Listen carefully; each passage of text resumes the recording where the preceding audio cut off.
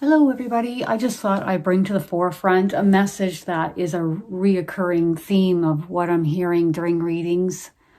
I would say since the end of December, the angels keep coming through every single reading with the same message over and over again. So it's just one of those things that I just thought I'd come on camera and talk about with everybody.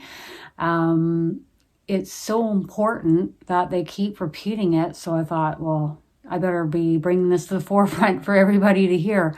So the reoccurring word that they start out with is believe, and they keep doing it over and over again.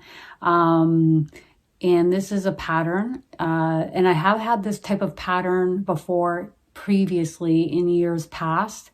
They will fixate on what is important in the moment, and it'll be a reoccurring theme through many of my readings, not all of them, but most of them. And so at first I'm like, believe, what does that mean? Like, where are they taking me with that message? And so even I remember relaying it to a friend of mine, and then I remember going to a store and they had this cast iron word for a decorative piece on your wall, and it said believe, and I was like, come on. I kept seeing the word everywhere. So believe, what does it mean? They elaborated on that, and the message is believe in order to receive. So what that means is fixate upon and give as much of your attention to what you want to manifest in your reality as the manifester that you are. So it's really important to be aware that wherever, that saying, wherever your attention goes, energy flows, and that is so the truth. So if you want something to change, okay, and you don't like what is, does it make sense then to, instead of fixating upon what is, relentlessly creating more of that frequency, more of that energy going to what you don't like, that you switch gears and move in the direction that the angels are guiding us on, which is fixate upon, believe in creating whatever you wish. Believe and ye shall receive is the memo here. And it keeps repeating in almost every single reading that I'm having recently. And then they go into describing that we are the manifestors of our reality, and it's really important that we become acutely aware of that and to start manifesting the type of life or whatever we're desiring or whatever we're dreaming of or whatever we wish for. Fixate upon that relentlessly. And they also say that anything is possible. Anything. Now, I laughingly joke with them and I say, okay. I've never been good at math. And so, does that mean I can be a mathematician? I'm not really desiring that, right? So for me, it's like not anything. But it doesn't matter if you're fixating on $1 million or if you're fixating on a new or used car. They don't care. They don't care. And the other thing that they keep repeating is, whatever you're having issues with in life, they want you to give it to them so that they can take that energy from those thoughts, from those emotions, from those feelings, and transmute them into the light. So there's less oomph behind them and less energy behind them. And that way they'll, whatever that is, it'll kind of shift out of your life. It won't be an issue. You won't be thinking about it. You won't have as much energy to put into it. Okay. So this is the main theme that they keep repeating. I'm just going to see if they'd like to add on to anything that that I'm relaying that they've said.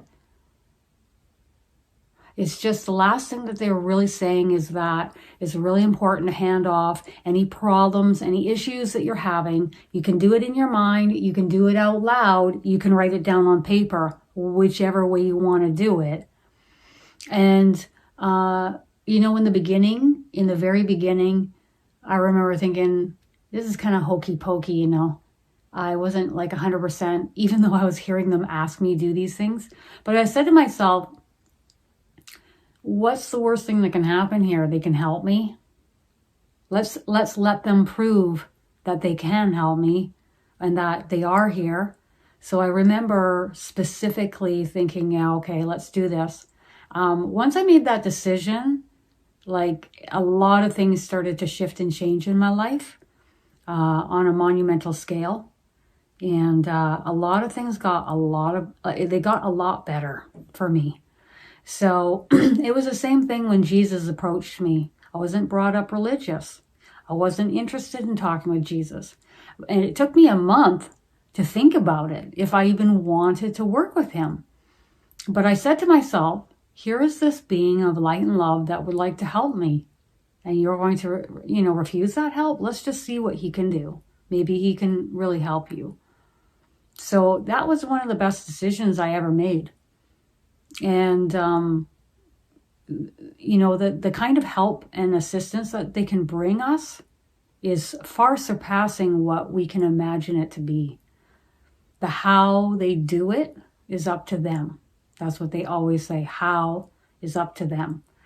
You can look at it like it's, you know, if you want to see it, it's like it's magical or, it's magic. Whatever you want to see it as. It's manifesting is what it really is. And how they describe it is that they are co-creating with you. But if you ask them for help, okay, it's really important that you assist them.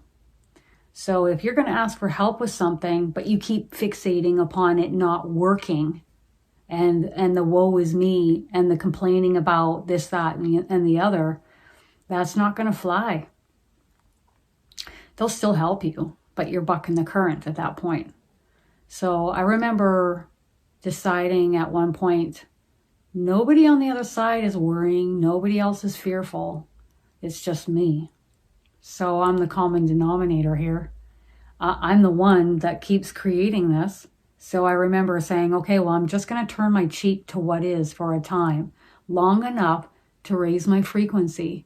And I'm not going to focus in on it relentlessly. I know it's there, but I'm not going to give it as much attention and focus long enough to ask the angels to help me with it so that they can step forward in my life and assist me. And it was the best thing I ever decided to do.